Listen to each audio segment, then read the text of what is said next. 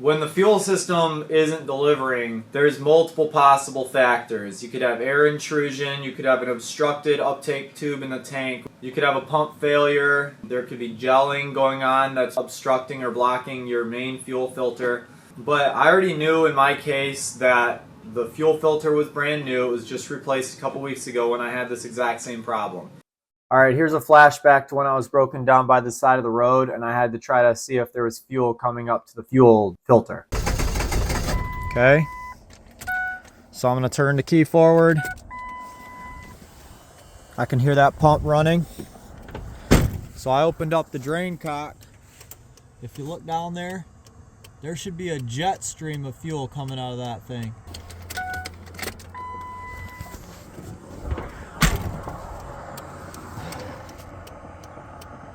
Nothing, right? We need to know if the pump is actually working. So this is how we're going to test that. Since the truck won't start, I'm going to disconnect this rubber hose right here. And I'm going to supply it. All right, there's my alternate source. Right here. I'm just going to...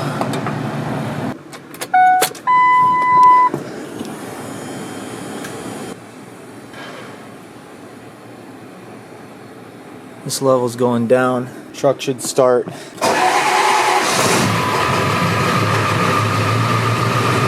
When you turn the key forward, a lot of your fuel is returning into the tank. Your little test bucket will be empty in short notice if you continue to do this, and all the fuel will go through the return line back into the tank. The other option is you could disconnect the outlet of the pump and then just have it go into a bucket. But all I needed to know was that there was pressure.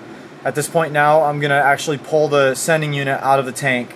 I have a wood bed. I can just take the screws out. I want to interrupt the video really fast. Please like, comment, and subscribe.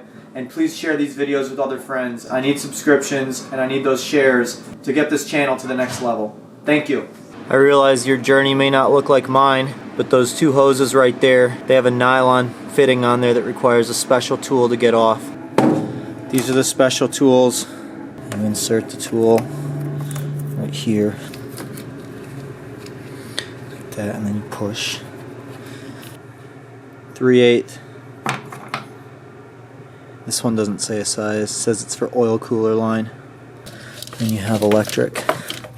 This just has a button right here. I had to use a pair of channel locks to get it off. At this point you just have to unscrew this ring.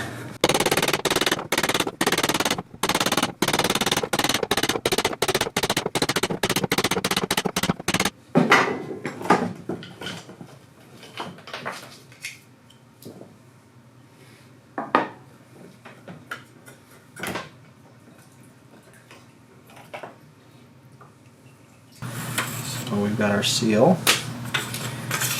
You don't actually have to take this component off, but I didn't realize that at the time, so I just unscrewed it.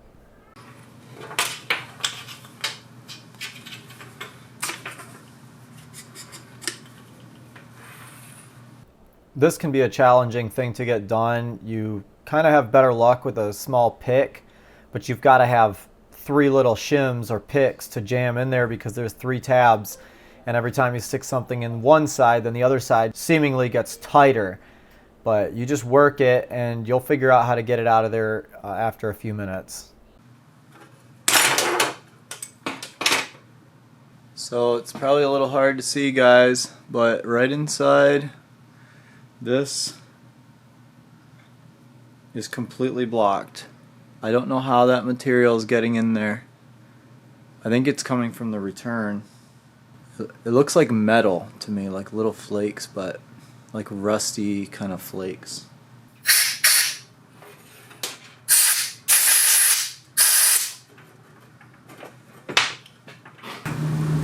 Sucking through this.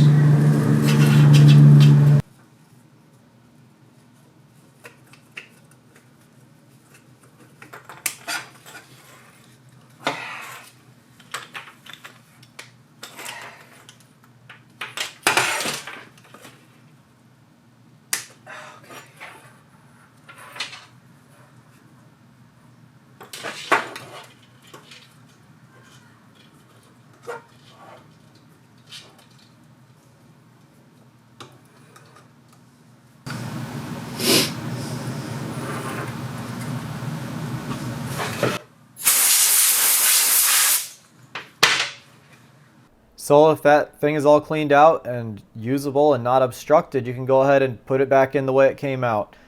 The next thing in the process is to verify other components on the truck, make sure nothing else has failed or faulty. I believe that this was the problem with my truck. I'm also reinstalling my fuel supply back to the tank now.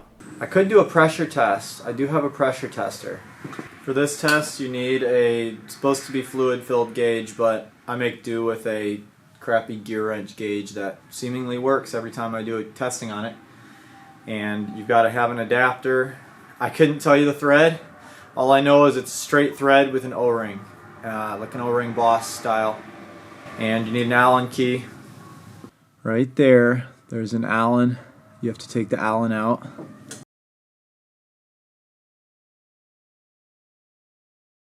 You need a 3/16 wrench. This is the thing you're removing.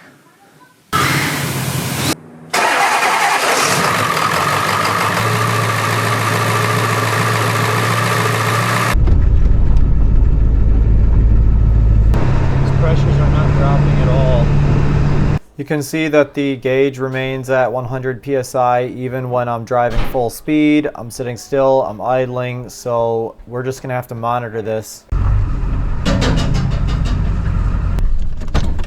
I already knew in my case that the fuel filter was brand new. It was just replaced a couple weeks ago when I had this exact same problem. When this happens, it's really frustrating because you think you're fixing it by working on stuff, and then you find out the problem was actually in the tank, and you could spend hundreds of dollars. The fuel pump is going to be a couple $100. The filter could be almost $100 if you get the expensive one for the main fuel filter. And then there's other stuff that you'd do. You'd just be spending your time on it. That tank filter that's inside that little screen, that thing got re-obstructed again after I just cleaned it out. The shop I took the truck to replaced my fuel pump. Cost me hundreds of dollars. They replaced the fuel filter. So they charged me like $500, and I got the truck back and immediately had the same problem. And this is why I don't go to diesel shops. I have to do it myself because those guys don't do their work, and they don't check their work, and they don't verify their work. And I checked my old pump, it was a Bosch, and it tested good on the bench. So moving forward, since I suspect that I have a bad Bosch pump, I'm gonna actually leave my fuel pressure gauge on that. I'll just leave it under the hood, and I'll have to keep my little Allen bolt plug somewhere in the truck so I don't lose it. And we'll just, when we start to have troubles, we'll check pressures again, and if we start to see pressures dropping, I can stop, and I guess I'll have an extra pump with me in the truck. I already have an extra pump in my box over there. There's a modification people do online. It's called the Hutch and Harpoon.